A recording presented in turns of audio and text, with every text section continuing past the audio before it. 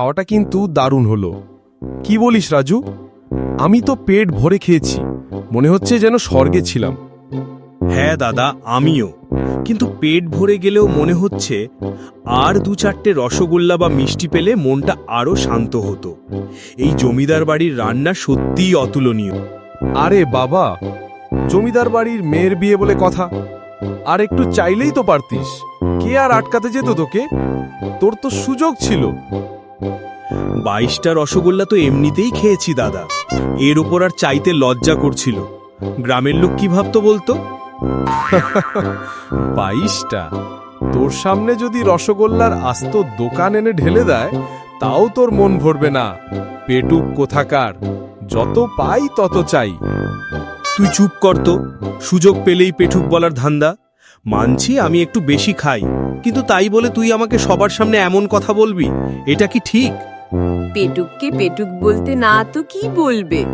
ওকে তো আর বিজ্ঞানী বা মহাপুরুষ বলতে পারি না। না, তুই আমাদের ক্ষমা কর, আর তাড়াতাড়ি করে পা চালা। বাড়ি যেতে হবে তো নাকি? রাত অনেক হয়েছে, দেখছিস না চারদিক কেমন অন্ধকার হয়ে আসছে। এই শুনশান পথে বেশি দেরি করা ঠিক নয়। দাদা, দাদা, ওই ফুলটা দেখছিস? কেমন চাঁদের আলোয় ঝকমক করছে। মনে হচ্ছে যেন তারার টুকরো নেমে এসেছে পৃথিবীতে। দেখলেই মন ভরে যায়, সব ক্লান্তি দূর হয়ে যায়। আরে রিনা, এখন রাত, তোর আবার ফুলের নেশা? বাড়ি পৌঁছলেই তো ঘুমাতে হবে। রাত অনেক হয়েছে, এই বুনো পথে বিপদে পড়তে সময় লাগে না। চল চল, বাড়ি চল, এখন এসব পাগলামি করার সময় নয়। হ্যাঁ রে, তুই পাগল নাকি? রাতের অন্ধকারে এই জঙ্গলের মাঝে ফুল দেখার সময় নাকি এটা? দাদা ঠিক বলছে, এখন বাড়িতে চল। ভূতের ভয়ে আমার তো এখনই গা ছমছম করছে। না না, আমার ওই ফুলটা চাই চাই। দাদা, এনে দে না। তুই কি আমায় ভালোবাসিস না? বনুর ওপর তোর কি একটুও ভালোবাসা নেই? একটা ফুলের জন্য এতটুকু করতে পারিস না? দাদা, রাতে ফুল ছিঁড়তে নেই, বড়রা বলে এতে নাকি খারাপ কিছু হয়। চুপ কর। দাদা আনছে তো, তোর এত গায়ে লাগছে কেন? তোকে তো আনতে বলিনি। তাহলে তুই চুপ করে থাক, আমি যা খুশি করব।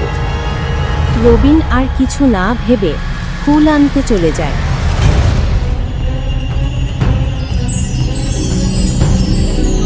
এই নে, হাত কেটে গেল দেখলি? কাটা লেগেছে। আর কোনোদিন এমন বায়না করবি না, তোর জন্য আমি সব বিপদ মাথায় নি। ও মা, দাদা, তোর হাত কেটে গেল? ইস, তুই পৃথিবীর সেরা দাদা। আমি আর এরকম বায়না করব না। তুই আর বায়না করবি না? এরকম হতে পারে না। ছাড় বাবা, ন্যাকা একদম। চল এবার।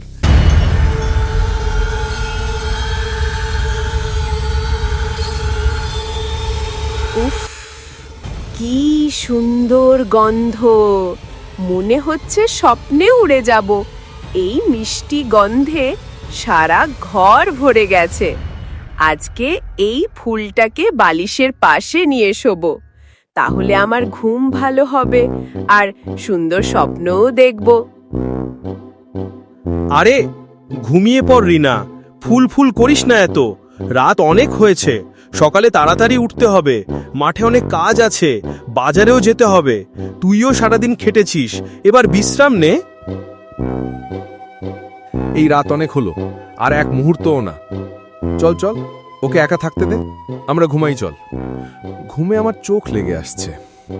সকালে উঠে আবার বাজারে যেতে হবে, তা না হলে মা বকবে।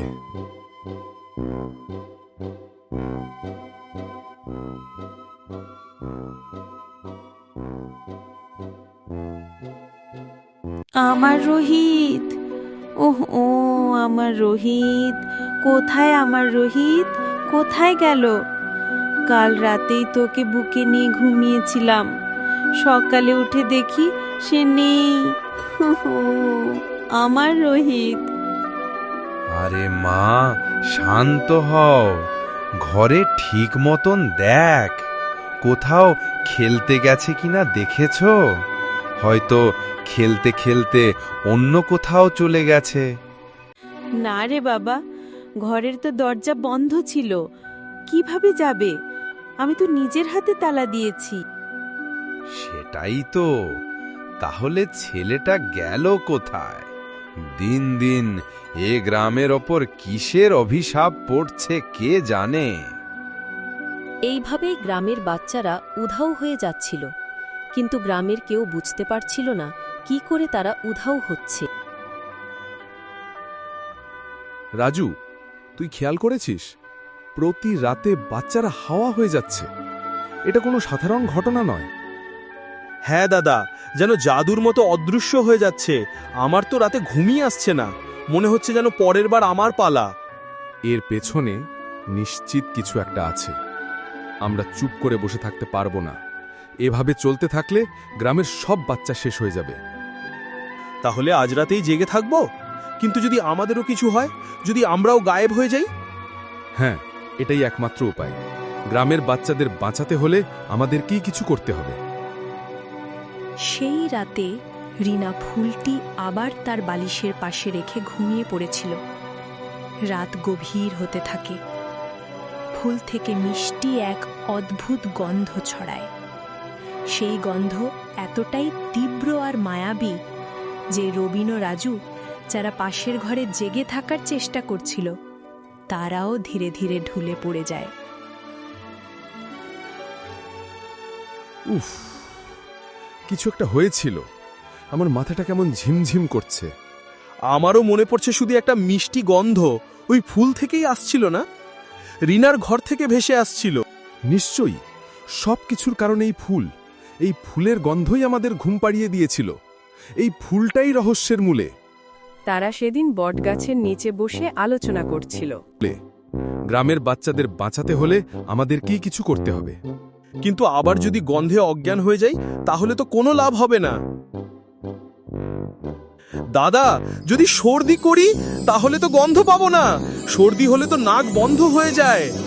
দারুণ বুদ্ধি, তুই তো সত্যিই জিনিয়াস। আজ রাতেই করব। ঠান্ডা পুকুরে ডুব দেব, যা হওয়ার হবে। তারা তখনই পুকুরে গিয়ে ঠান্ডা জলে স্নান করতে থাকে। উফ, কি ঠান্ডা! মনে হচ্ছে মরে যাব, কিন্তু আর কোনো উপায় ছিল না। এবার আর কোনো গন্ধ পাবো না। দেখি এবার কে আমাদের ঘুম পাড়ায়। রাত আরও গভীর হয়। রিনার ঘর থেকে সেই মায়াবী ফুলের মিষ্টি গন্ধ আবার বেরোয়, বাতাসে ছড়িয়ে পড়ে। কিন্তু রবিন আর রাজু সর্দির কারণে নাক বন্ধ থাকায় তা টের পায় না। দেখ রাজু, বাচ্চারা সবাই ঘুমিয়ে হাঁটছে, যেন কোনো অদৃশ্য সুতোয় বাঁধা পুতুলের মতো। হ্যাঁ দাদা, চল ওদের পিছু নেই। খুব সাবধানে, কোনো শব্দ করবি না। তারা জঙ্গল, বন, নদীর ধার পেরিয়ে এক গুহার সামনে এসে দাঁড়ায় এবং বাচ্চাগুলো গুহার ভেতরে ঢুকে যায়। দাদা, এর নিচে কিছু আছে। এই মন্দির তো ভুতুড়ে বলে পরিচিত। আমরা কি ঠিক করছি? ভয় পেলে চলবে না রাজু, চল দেখি ভেতরে কি আছে।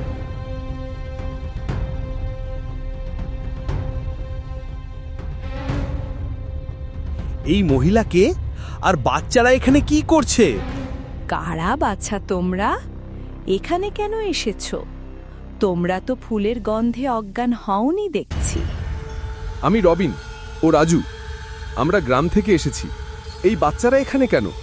সবাই তো তাদের খুঁজে খুঁজে হয়রান। আমি ফুলের রক্ষক। বহু বছর ধরে এই মন্দিরে একা থাকি। আমার খুব একা লাগে, তাই ফুল দিয়ে ওদের ডাকি। ওরা আমার সঙ্গ দেয়। আমি খারাপ কিছু চাই না ওদের, শুধু একটু আদর দিই। কিন্তু এতে গ্রামের সবাই ভয়ে পাগল হয়ে গেছে। ওরা ভাবে বাচ্চারা চিরকালের জন্য হারিয়ে গেছে। জানেন ওদের বাবা মা কতটা কষ্ট পাচ্ছে? মা সীমা, আপনি ওদের ভালোবাসেন জানি, কিন্তু এভাবে ওদের পরিবারকে কষ্ট দেওয়া ঠিক নয়। ওদের বাবা মা তাদের জন্য কাঁদছে জানেন। তাদের চিন্তা দেখে আমরাও ভয়ে অস্থির হয়ে গেছি। আমি বুঝতে পারিনি আমার এই একাকিত্ব এত মানুষের কষ্টের কারণ হবে। আমি আর কখনো ফুল ব্যবহার করব না। আমার ভুল হয়ে গেছে। ওদের আমি এক্ষুনি ফিরিয়ে দেব।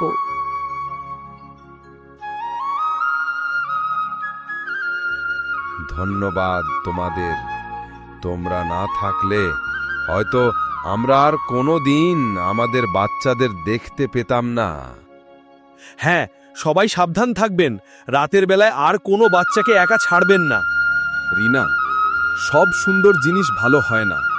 অনেক সৌন্দর্যের ভেতর বিপদ লুকিয়ে থাকে, যা বাইরে থেকে বোঝা যায় না। এই ফুলটি দেখতে সুন্দর হলেও এর ক্ষমতা মানুষকে ভুল পথে চালিত করে। বুঝেছি দাদা, সত্যি খুব ভুল করেছিলাম। আর কখনো আমি এমন জেদ করব না।